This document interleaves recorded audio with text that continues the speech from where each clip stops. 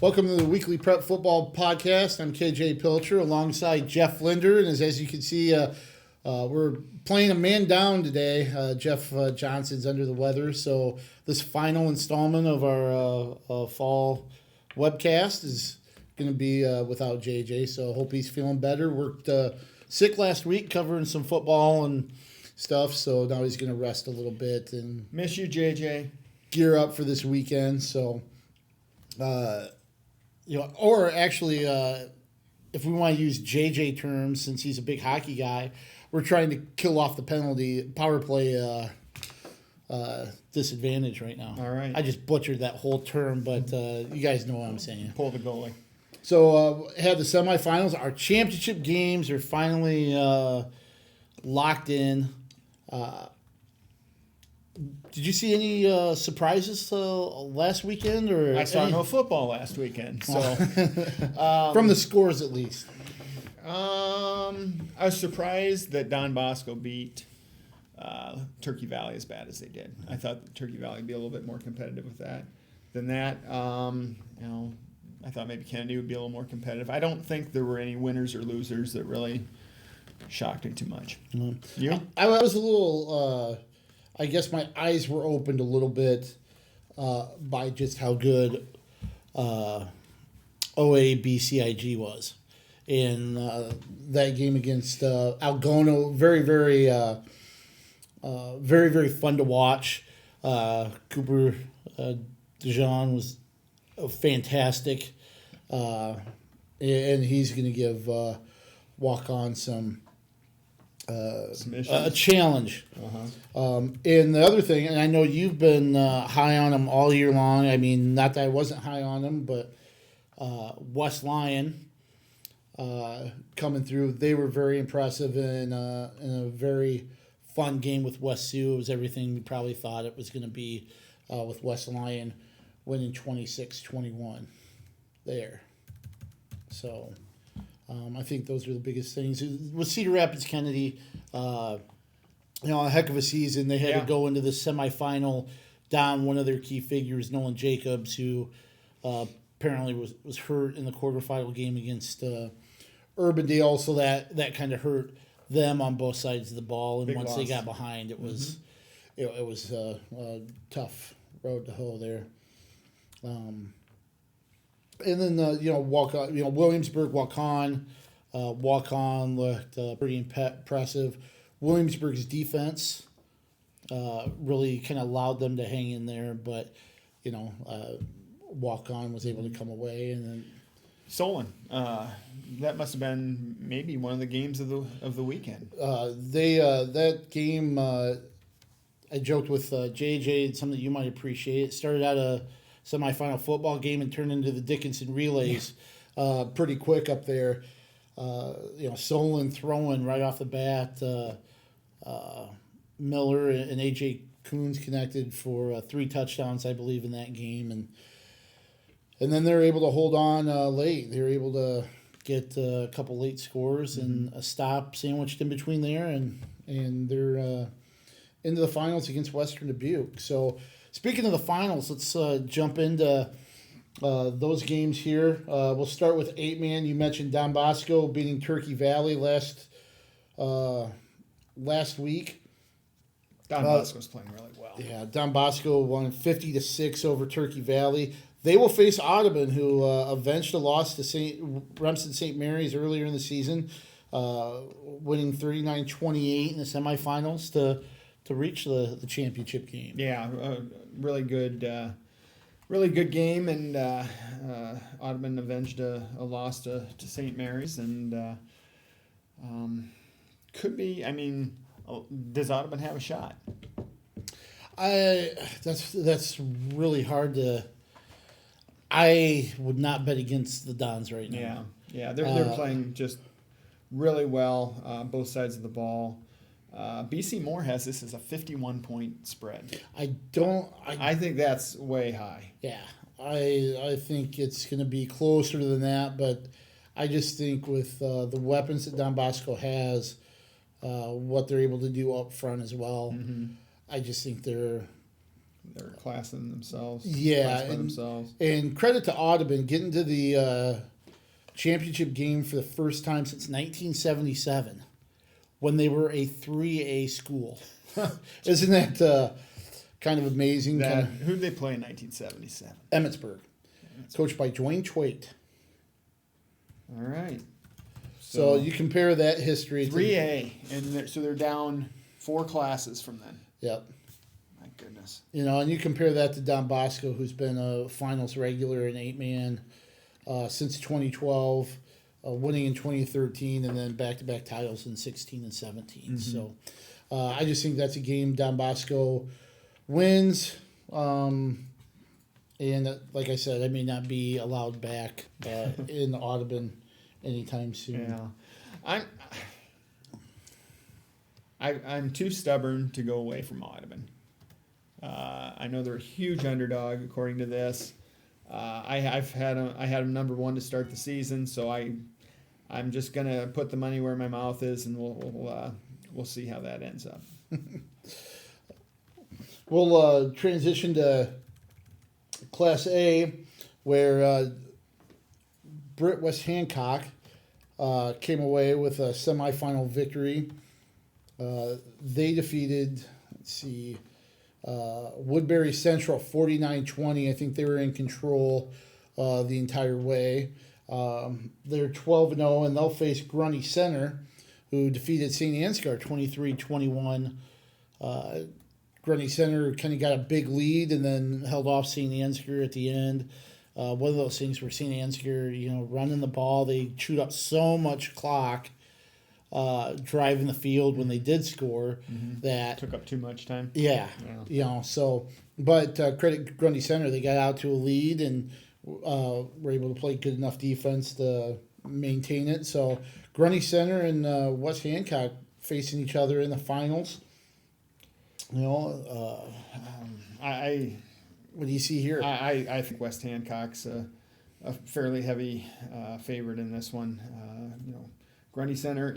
If this is the deal that if Grundy Center can keep it close, I think they've played a lot more close games, and that might be the difference. But I kind of have a feeling that West Hancock's going to get out early and is going to be playing from ahead the whole way. Yeah, Tate Hagen has been a big part of what West Hancock has done with that rush attack. He went 244 yards on 25 carries in the semifinals, 2 scores against Woodbury Central. Joseph Smith added 16 carries for 90 yards. Cole Kelly, 13 carries for 86 yards. Smith added 3 TDs, rushing the ball. That's a team where you know what they're going to do. They're going to try to cram it down your throat. They do a pretty good job of it. And they do it well. And Grundy Center, they, for the most part, they played the run pretty well against St. Ansgar. That was a rush attack that maybe not as explosive as West Hancock, but pretty good though. Yeah, and is it Seaver? Jack Seaver, who rushed for 176 yards and 3 scores, but compared to what they normally put up, that was a lot less. So Grundy Center's had some battles here. I believe they were the ones to beat MFL. Yep. As well. So they've seen this rush attack, some very good rush attacks here throughout the postseason. So see if they can do that again. Yeah, and like I said about the close games, they lost by 1 to North Tama, beat Hudson by 6, beat Wapsie Valley in overtime, beat St. Ansgar by 2, and so they're battle tested in close games. So we'll move on to the Class 3A game, a big one here for the Gazette area teams anyway, with Solon at 12-0 versus Western Dubuque 12-0. Western Dubuque, second straight championship game appearance. Solon, I believe the first championship game appearance since 2010 when they won, was it the 4th of 4 in a row? I think so. I think, and that would have been a 3A, right? Yeah. After winning 3 2As in a row. Yep. It's been 9 years. Wow. I can't believe that.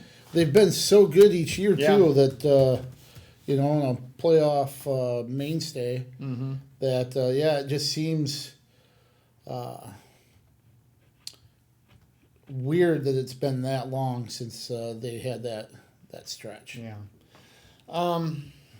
I've had Western Dubuque on top all year. Solon, to me, has been a surprise. I didn't think Solon was going to be this good this year, but boy, they've been dominant on both sides of the ball.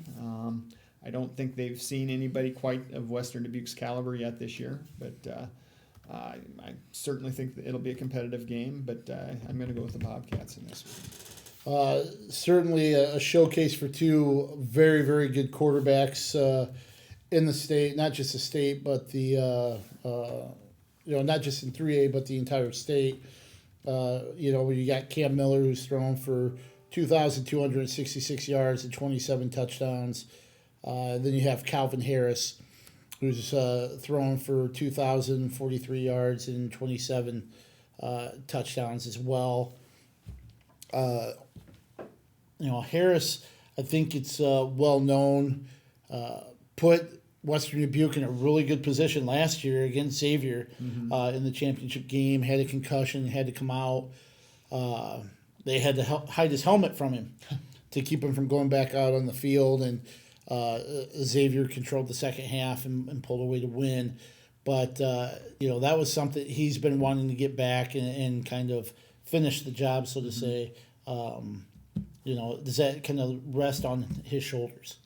Yeah, and a lot's going to come down to how the quarterbacks play and maybe more so how the defenses play.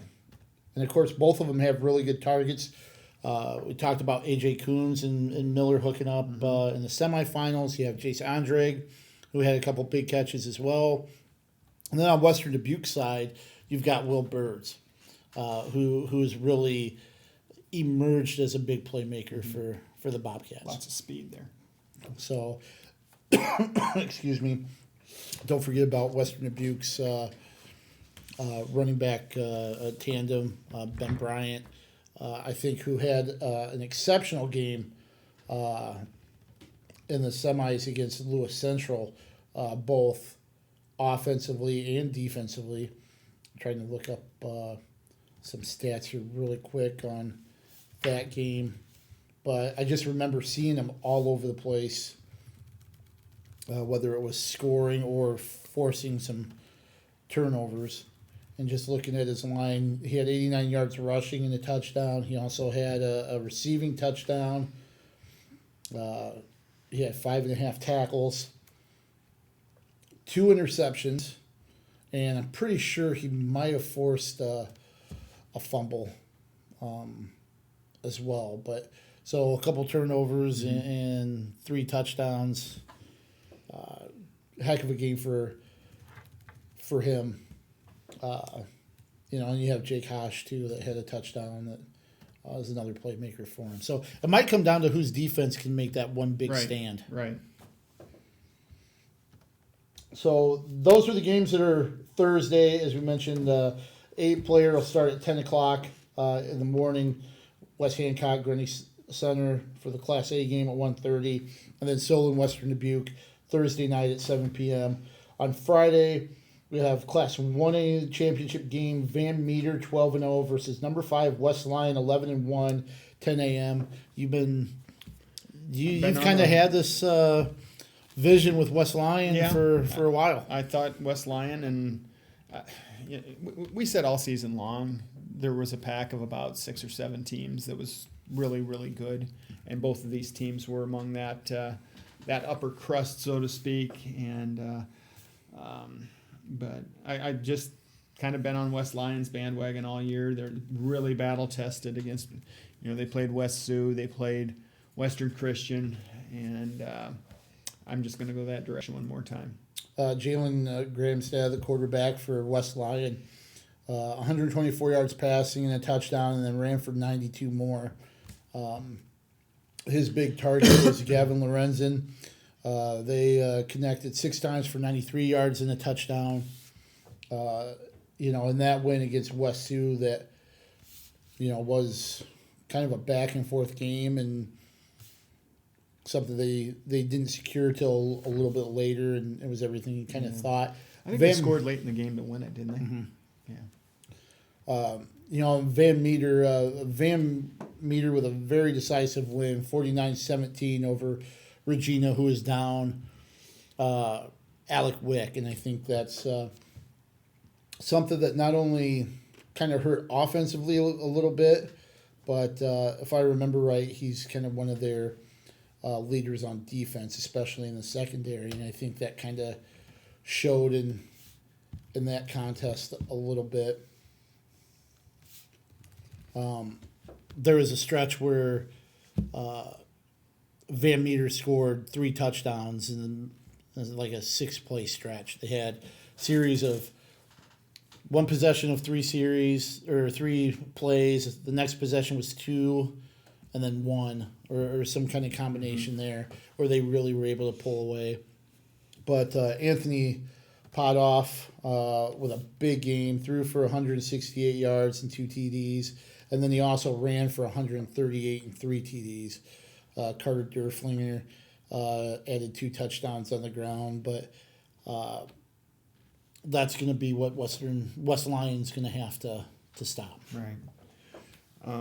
Two good defenses. Everybody, when you get to this point, is going to have a solid defense. Van Meter gives up 6 points a game.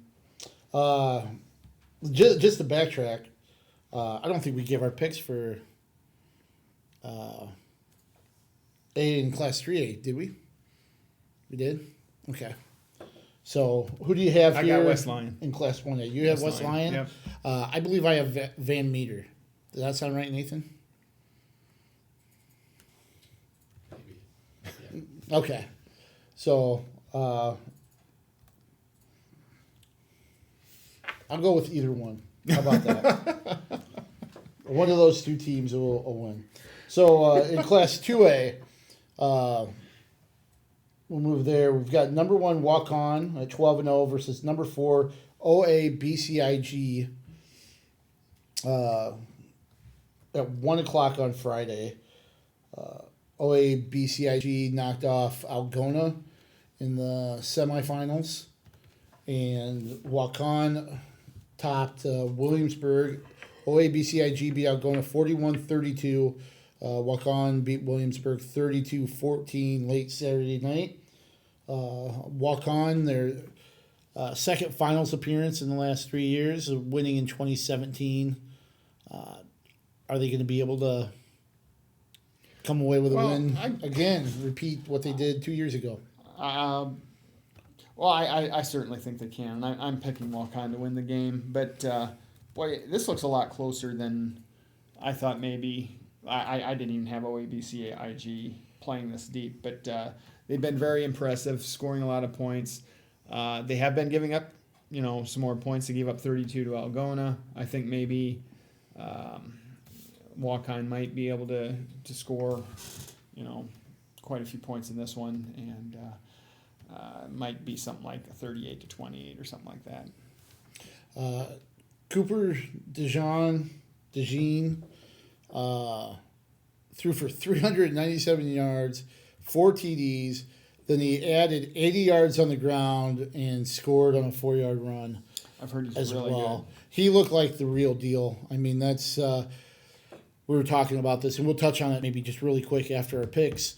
Preseason rankings, I did not have OABCIG, as JJ likes to call them, in the top 10, but boy, they looked like they certainly could come away with a title. They look like they belong for sure. Yep. So it'll be interesting. Waukon's defense played very well, I thought, against Williamsburg, really kind of limiting what the Raiders could do. Caden Wheaton still had a pretty good game for the Raiders, but Waukon really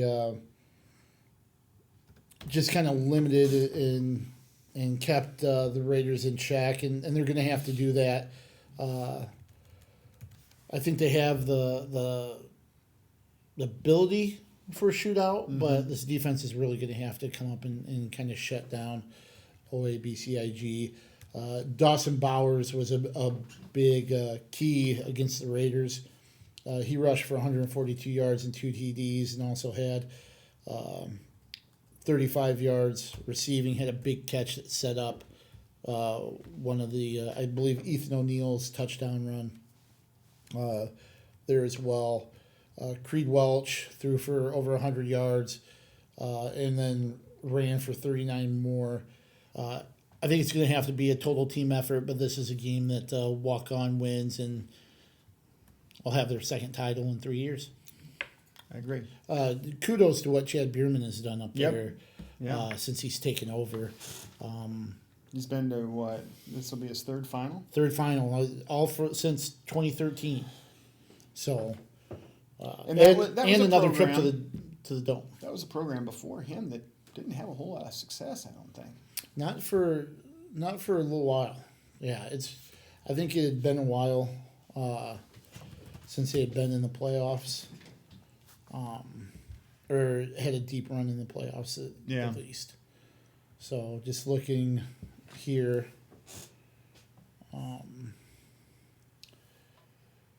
Yeah, it had been 2003 and 06 they made it. I want to say 2012 might have been his first year there, Okay. maybe 2013.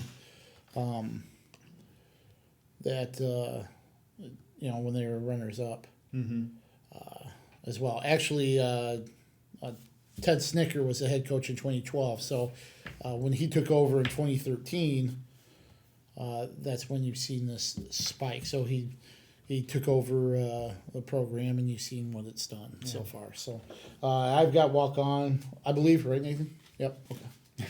One of these teams is going to win. Yeah, one of these two teams. I'll take one of the two. Class 4A, big battle moving from the suburbs of Des Moines to Cedar Falls for a clash between West Des Moines Valley and West Des Moines Dowling in the title game for the first time. Yeah. Valley defeated Dowling earlier this season. 29-22 in week 2. So you got Valley at 12-0, Dowling at 11-1 in a grudge match. Dowling going for its 7th straight title. And two rivals playing for the whole enchilada. And what was the phrase he had before Dowling played Kennedy about beating the king and the crown and all that stuff? Yeah, king's still the king until you take his crown. Yeah, I guess the only king I know much about is Burger King. Dowling until proven otherwise. I have excuse me. I have Valley. I think Gary Swenson is going to finish this one off. Jaden Williams was very impressive for him against Bettendorf. I think they're going to do enough just to be able to eke this one out. But Dowling kind of has this aura about it when it gets to the Dome here the last few years. That they're just a little bit of a different team than you see in the regular season. Right. And like you said, it's they're certainly kind of it's not an upset, obviously, if they avenge that loss and come away with a win. So let's not hear the everybody counted us out, we shocked the world stuff, because that's not the case. I'm not buying it. Yeah, I'm not either. Either of these teams are good in championship caliber squads. So I have Valley. You have Dowling in the 4A championship game, 7 p.m. next Friday to close out the prep football season. And We'll do that. one thing, you look at the classes, and all 6 number 1 teams in the RPI are in the championship games. What's that tell you, if anything? Somebody was doing something right. I think the system works. And I know a lot of people want to make some tweaks, and some of those are justified. I know some people want to expand the playoffs, and that's justified maybe too. But I think the system they have right now is pretty good. So before the pod or webcast started, we were discussing some things from our preseason polls. We won't jump on the bad end of it, I guess. And we had some of that. Yeah, there I were had a lot few. of it. But what were some surprises looking back now on how everything has played out? What are some surprises, either teams that weren't in your preseason rankings that have elevated to a different level now, or somebody that you had high in your rankings that actually proved those throughout the course of the season? Yeah. I did have Dowling 1 and Valley 2 to start the year. I had Fort Dodge ranked really high, and that didn't come to fruition, although it did look like it might happen early. What did you have in 4A that really Just the fact out? that I think a lot of people had Dowling first, and Valley's been my number one team all year long. I don't think it's much of a surprise that Kennedy finished as well as they did, but I had them high in my rankings as well. Yeah. 3A had Western Dubuque 1. I did not have Solon in my top 10 to start the season. I had Independence in the top 5. I had Clear Creek in the top 10. And that didn't pan out. But yeah, I had Western Dubuque 1 and Solon not. My top 5, I had Western Dubuque, Xavier, Solon, Sergeant Bluff Luton, and North Scott. That looks pretty good. And I think for the I know Xavier got knocked out by North Scott early, but I think for the most part, those are 5 pretty good teams. There's to a have. lot of group of death in there. Yeah. Yep. I'll save everybody the dramatics. But I also had Washington, Iowa in my top 10. And for the most part throughout the year, they were also in that same group. Yeah. And they're in my top 10, I think, pretty much the whole year. And that was something that they ended up with a pretty good season as well. 2A, I had Waukon number 1. I did not have OABCIG in my top 10. I had Crestwood 2. That didn't pan out, although they didn't have a bad year. And they did play Waukon as well as anybody has this year. Clear Lake, Columbus, Garner Hayfield, Ventura I had in the top 5. They weren't quite as, weren't at that level, but that's where I went to start the season way back when. Yeah, and I had Waukon number 1 from start to finish. That was the bigger thing. But I also jumped on the Williamsburg bandwagon a little bit earlier than most too. So that was kind of interesting to see how the Raiders finished out. Then in Class 1A. I had West Lyon number 1. I had Van Meter at 4.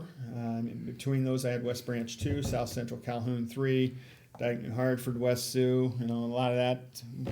There wasn't much movement in my 1A poll all season in my 1A ballot. Osage, I had 7. They win-loss wise, they didn't have a real good year, but they still made the playoffs. So.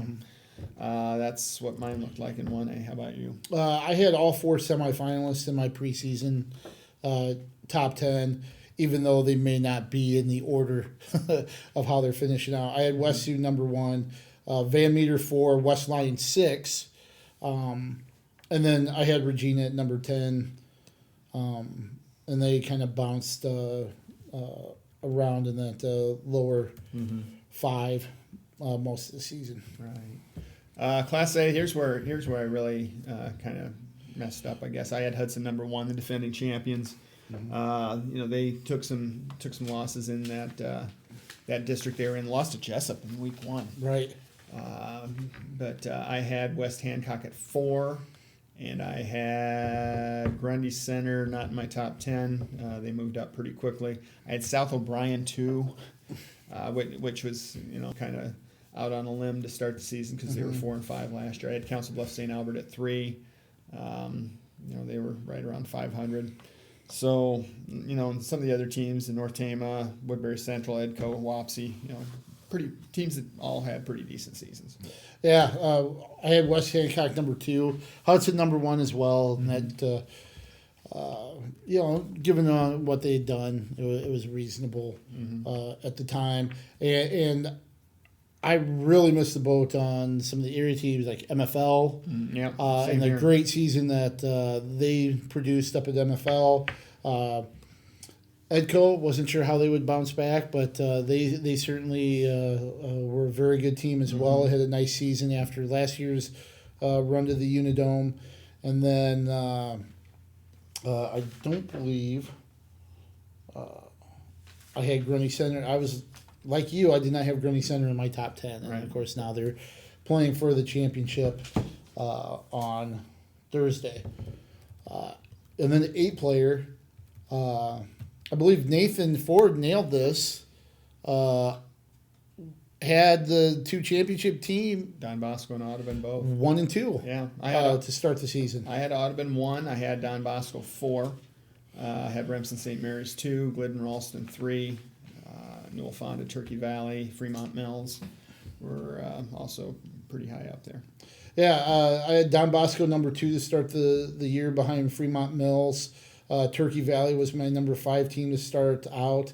And I did not have Audubon in my top 10, which I fully expect to be charged by Albert the Bull the next time I pull through town. So we'll see. But Audubon and Don Bosco playing for a title to kick the championship games off Thursday at 10 a.m. And lastly, the Unidome is something that the teams strive to get to every year. That's the big thing.